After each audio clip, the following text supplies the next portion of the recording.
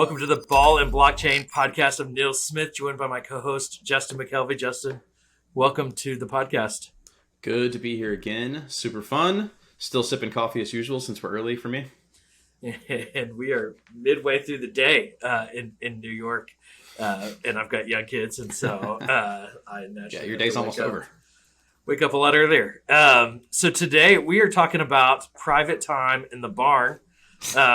I grew up. Sounds so creepy. I grew up going to my grandparents' farm, a real farm, but we are not talking about that barn.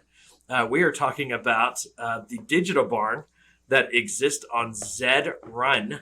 Our mutual friend, Chris Tripudi, who is the CEO of Crossover Collectibles, told me about a digital horse. He was thinking about buying his daughter an NFT on the video game Zed Run, where you can buy digital horses and race those digital horses. So I had to go experience it. And so I went and let my kids pick out. I gave them a budget on OpenSea digital horses, and they bought digital horses. My oldest daughter bought a female horse. My youngest daughter bought a male horse, and you can go and race those horses.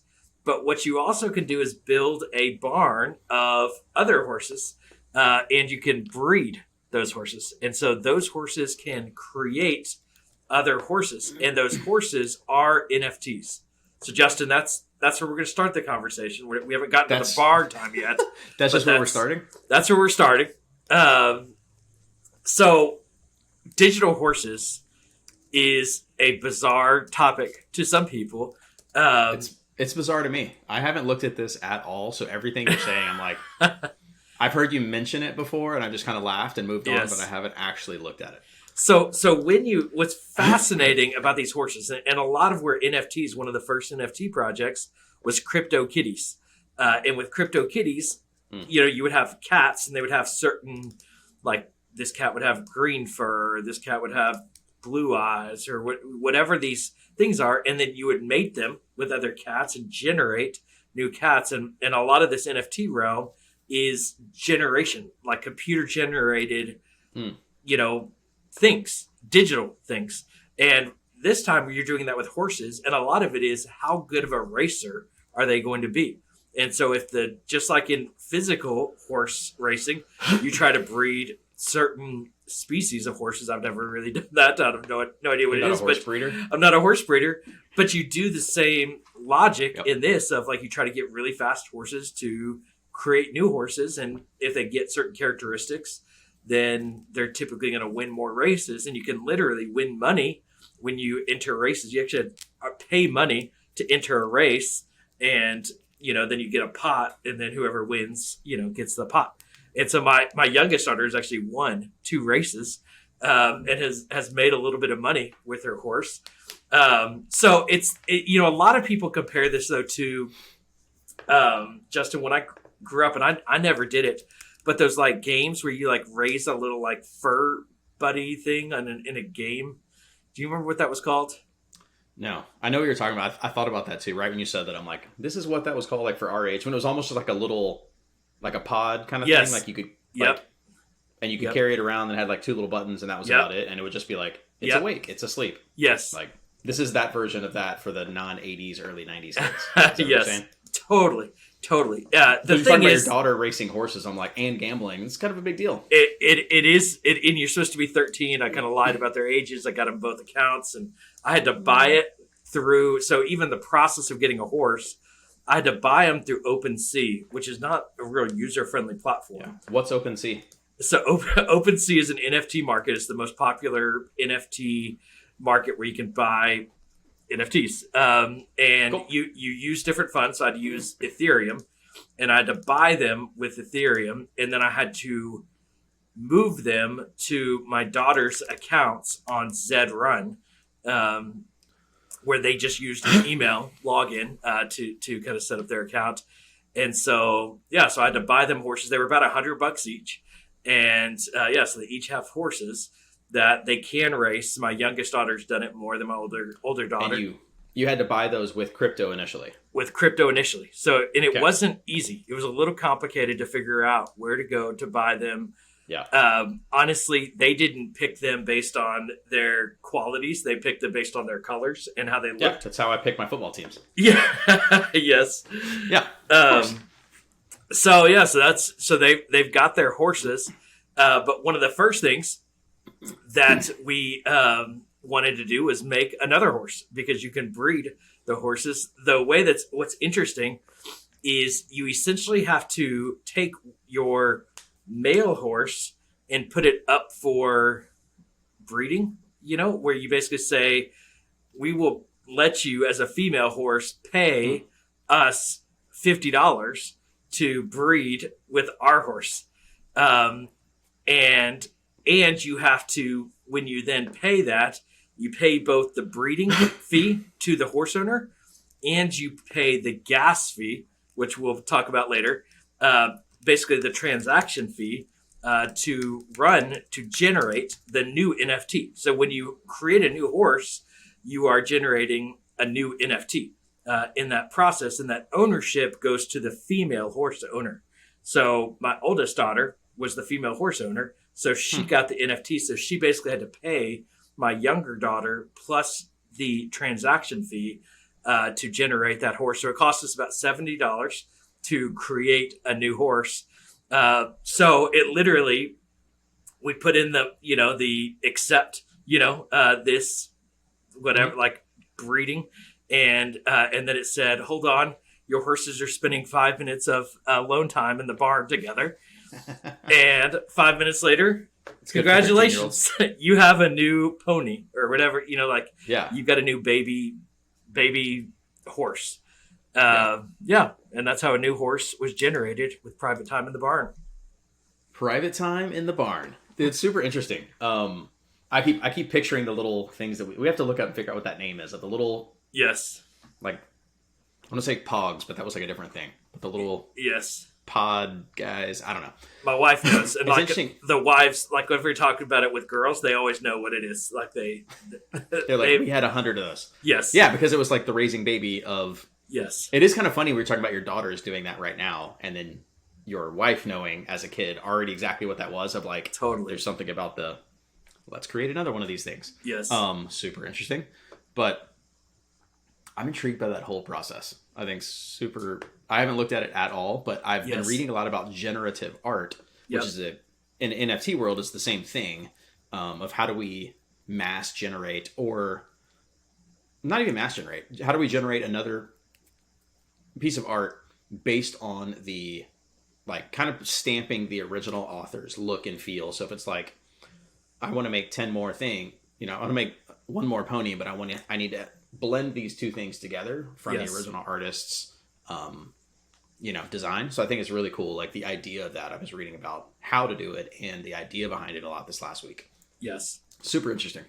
Well, and I think what's interesting to me about this is, and this is where the blockchain comes in, is what I continue to learn about the blockchain is it's all about ownership. And so what actually happens here is my kids have proof of ownership through the blockchain of those horses. And so the horse basically comes on the blockchain. It stores, this is what your horse looks like. This is what your horse's characteristics are. And you own that horse. And if you race this horse, you're going to get the winnings for that horse through transactions on the blockchain. So every race is essentially structured on the blockchain, and then whoever wins that race gets distributions automatically through the blockchain into your digital wallet. And so all of that is functioning through the blockchain, and I think that's where the unique technology comes in. I think the question often becomes, though, like with video games, like can't you just create your player? Why do you need the blockchain to prove that? Could you have done that without the blockchain? Mm-hmm. And the reality is, I think the answer is yes. I think you could do that without the blockchain historically, but Zed Run would own it. But what Zed Run is doing is Zed Run is creating the racing platform. They're creating basically this breeding opportunity to connect horses. But the horse is not owned by Zed Run. The horse is owned by us. They own basically the track. And so I think it's where it's actually creating separation and real ownership in these platforms, where my kids spend a lot of time in like Roblox, where they have characters and they buy clothes. But at the end of the day, they don't really own any of that. They just happen to have an account on Roblox, which is owned by Roblox. Their characters are just basically an account that Roblox let them have. Roblox can just cancel their account at any time. With this, they actually own their horses, and I think that's what is distinctive about this, and that's where this is changing in the world of digital ownership, and I think that's where it's pretty significant and important. So if they own their horses, could another platform create a horse racetrack, and multiple people who own horses through Zed Run could also just jump over there and be like, I'm going to use this other track now. Yeah, and I think that's and you hear Mark Zuckerberg say interoperable, I think is the word he uses a lot. We touched on that. Interoperable. With the metaverse, because that's exactly the way it is. Like, they have these horses, and I think what will probably happen is, where Zed Run is a racing platform, another one can do like a horse showing platform, whose horse is prettier than the other horses, I don't know how those things work, but there will be other things, or it's more like who can like go and jump and like do those like different kind of races, showing race types, more than racing. Clearly, you're not a horse owner. Yeah, I'm not a horse owner, but my kids own actual horses, and they can legitimately go and sell those horses. There's others. Some value being created now that she's. And that's won a couple races too. Yes. The value gets a little better. Whether you want to sell the horse or continue to mate, have private time in the barn, and you could do that too. There's value to that. Yes. So it's interesting thinking about like the ownership where that lives. Yes. Because essentially, to your kids, it may not necessarily be any different. There's still just a horse on a computer. Yes. But ultimately, the ownership being shifted from, instead of saving all of that information at Zed Run, all of that information is being shared on blockchain, which is mutually shared. Yes. And, that's, to me, that's like an analogy for all other things that could be just like that, where ownership is shifting. It may look very similar right now, but ownership begins to shift in order to do interoperable things. Yes. It can be multi-used, as opposed to like, I can only do this thing with Facebook because Facebook owns this thing. Yeah. Now I will own it, and I can move around from platform to platform because this is my thing. So other platforms are going to be forced to change to meet my needs instead of me changing to meet platform needs. Yes.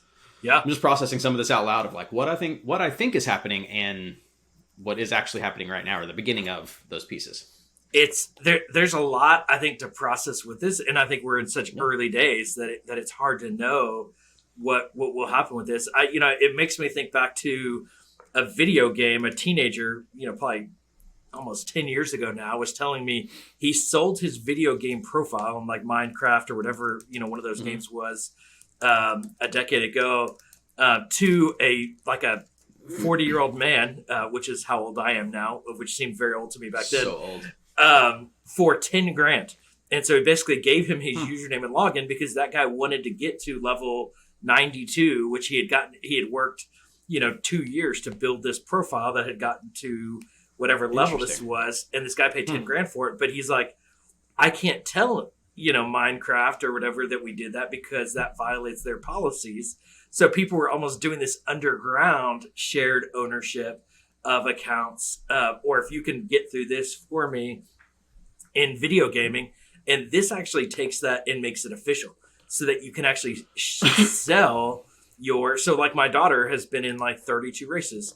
Well, that helps you. The more races you do, the stronger your animal gets, the better they get at racing, the more valuable that horse becomes for somebody else to buy or to breed with. And so it really, the more you play the game, the more valuable your asset becomes to others, and then you can sell it. And it really just, I think it's ownership is what I'm continuing to learn in the blockchain of where this becomes significant. And I think right now it's digital asset ownership. But I think in many ways too, it's a digital smart contract, but I think it can translate to physical assets as well. And I hear people talk about it with buildings and other things of it, you just use the smart contract. my mind is just beginning to wrap around it. And that's where, though, every time I buy an NFT or every time, like I wanted to breed these NFTs because I wanted to just see how it works. And it's kind of like little light bulbs go off. But I feel like for every answer I get like 2 more questions, of like, wait, but what about this? What about this? And that's the day we're in this new world that's being generated. Yeah. Yeah. I think I agree. When we're talking about what do we talk about on each podcast, like what should each episode be about? It's kind of like, well, how about we just talk about the stuff we have learned so far, because there's so much more where I feel like I'm not an expert, but I'm just doing my best to like soak it all in and then like put it out there, since I'm talking to friends and having conversations, not over podcast. And it's like, here you go. Here's all the details. So just trying to get that out. Here's the information I know and where I'm at so far. So to get other people up to speed easier if they're trying to learn. Yes. But I totally agree. It's an interesting world where I think it's all ownership in a lot of ways. Like, there's kind of like data privacy that's being talked about too. And I think this puts not just digital assets, but digital like data ownership into your hands, like actual ownership. So if you eventually own, just a random thought I'm having, like if you have your own, like you share your profile, when you fill out a form to go to any website, it's like, here's all of my information. Instead of that, it's just going to be like, connect your profile. You can have a name on it or no name on it. And then it's just, is your digital, all of your data can be like, is this person who they say they are? Yes or no. And then you have access to something. And that person never gets all of your data. Like logging into Facebook would never have all your data. Yes. You would have your data, and there's a separation there. So I think that is kind of what's happening. It's just the beginning of it is in a asset, because it's easy us to like connect the physical to the digital by seeing a thing and being like, oh, that's a thing. I own the thing. Eventually that will just become like a profile or whatever. So just thinking through like what I do think you're saying is there's a shift happening in this ownership where all ownership will become individualized to a user, to a person, instead of I own an email account and that gives me access to all these other websites. I think that'll switch. Yes. It's, anyway. I don't know where I think as I go into this, like I'm fumbling my words because it's just like, it's a whole new way to look at things. And it's just, the last 2, I guess it's Tuesday now, on Sunday night, we went to dinner with some new friends, and they were asking me about like, I heard this guy talk about digital art, NFTs, and I go down this like ramble of explaining it. And I can hear myself like, that sounds so ridiculous. You're like, this doesn't make sense. Yeah. But it makes sense to me. It's starting to make sense to me, but I still can't articulate it. And that's why we're doing this podcast. And then same conversation last night where we were talking about silver and gold and crypto. And it's kind of like, it's just so hard to explain. But so is the internet 20 years ago when people were trying to understand what the internet was. And so that's why we're going to keep having these conversations and talk about, horses in the barn and what we learned from digital horses being generated in the digital barn, and all the new things that are being developed on the blockchain. And so I'm going to stop this conversation here, and we're going to get to the next conversation, the next episode of the podcast. Justin, for people that want to connect with us or ask us questions, how can people connect with you online? Maybe Twitter, or what's the best place to connect with you online? Yeah, I'm kind of on every social platform right now, but Twitter is what I've been going for. In the NFT and blockchain world, Twitter is kind of the hub right now. So just at Justin McKelvey. So we can drop that show notes since my name is not easily spelled, much like yours, Nils Smith. Easy to find. So where are you found? Are you on Twitter? Is that your number one? Twitter at Nils Smith. Here's a frustration I have with my name, Justin, is it really annoys me that my last letter in my first name is the same as the first letter in my last name. Of like, so you can't be Nil? So now it's like Nils Smith. Do I like carry the S, or do I have to pause between S's? Do I overlap the S's and do the same one for online accounts? It's annoying. So thanks, Mom and Dad, for doing that to me. For being annoying. But we'll leave it there at Nils Smith on Twitter, Instagram, everywhere, and at Justin McKelvey, and we'll leave those in the show notes. Thanks for listening to this episode of the podcast. We'll talk to you again on the next one. Yes.